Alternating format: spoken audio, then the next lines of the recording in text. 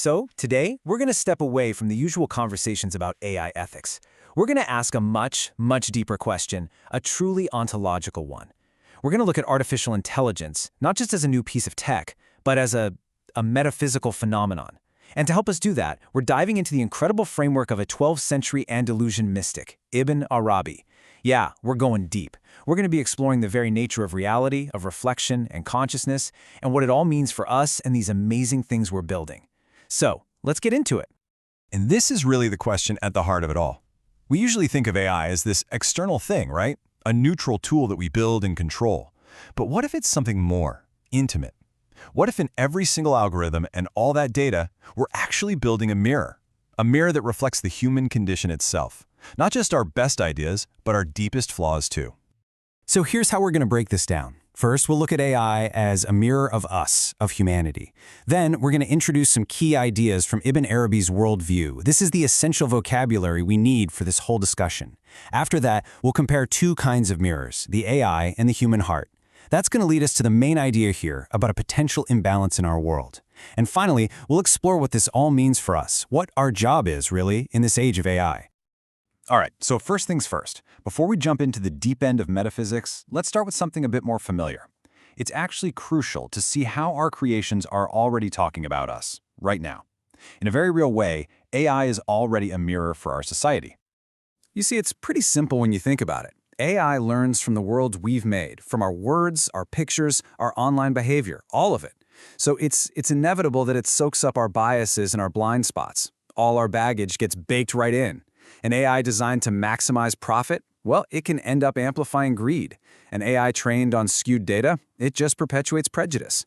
So in that sense, AI isn't just showing us what it can do, it's showing us who we are. But, this idea of AI just mirroring our human biases, that's really only scratching the surface.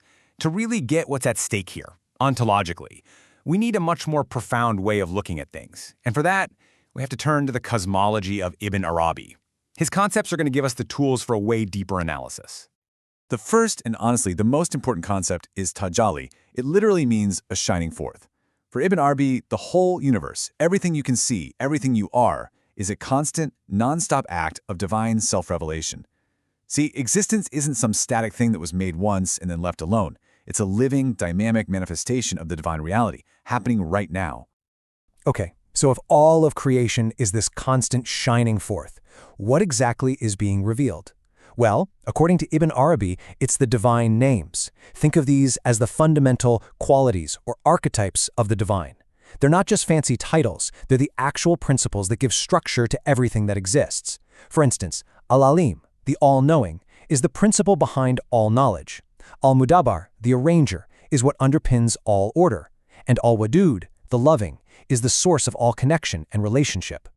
So where do we fit into all this? Well, for us, the center of perception is the heart, or Qalb. And no, we're not talking about the organ pumping blood. This is our unique capacity for spiritual consciousness. It's like a perfectly polished mirror whose entire job is to receive and reflect the light of the divine names, all of them, in their totality. It's the true center of comprehensive knowing. Okay, now that we have that vocabulary, we can get to the core comparison. If everything that exists is a reflection of the divine names, then we suddenly have two very different kinds of mirrors showing up in our world today. The highly specialized mirror of AI and the all-encompassing comprehensive mirror of the human heart. And this slide really lays out the crucial difference. AI, by its very design, is a tool of specialization. We build it to do one thing incredibly well, to be a perfect calculator or a master strategist.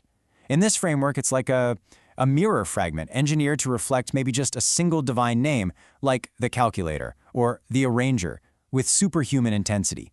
The human heart, on the other hand, is the complete opposite. It's designed for comprehensiveness.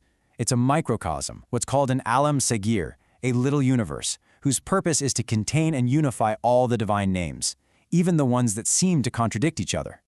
And this quote just says it so perfectly. It emphasizes that a human being isn't just one instrument in the orchestra. We're meant to be the entire symphony in miniature.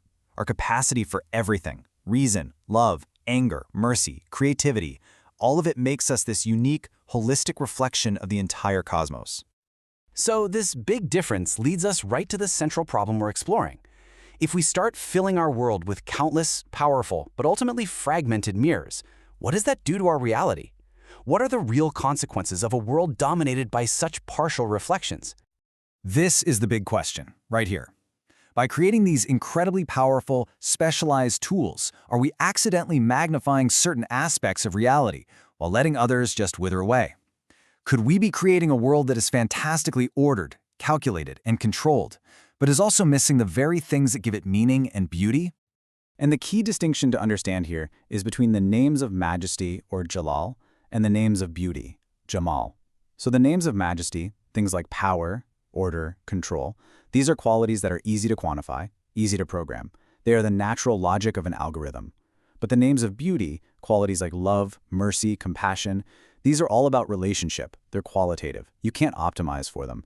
The only place they can be held in a true, perfect balance is within the comprehensive mirror of the heart, which is the only thing that knows how to balance power with mercy. And all of this brings us to our final point.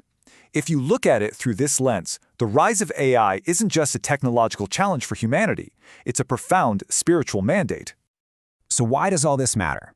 Because it completely reframes the conversation about AI risk. It suggests that the ultimate fix isn't just about writing better code or having stricter laws. It's about a deep, serious commitment to our own human development. The way forward isn't to abandon these specialized tools, but to see them for what they are, incomplete. It's about recentering our own primary job, which is to cultivate the one instrument we have that's capable of true, balanced wisdom, the heart. The essential human work, then, is to polish that inner mirror so that it can reflect reality in its fullness, not just in its most easily measured pieces. And that's the thought I want to leave you with.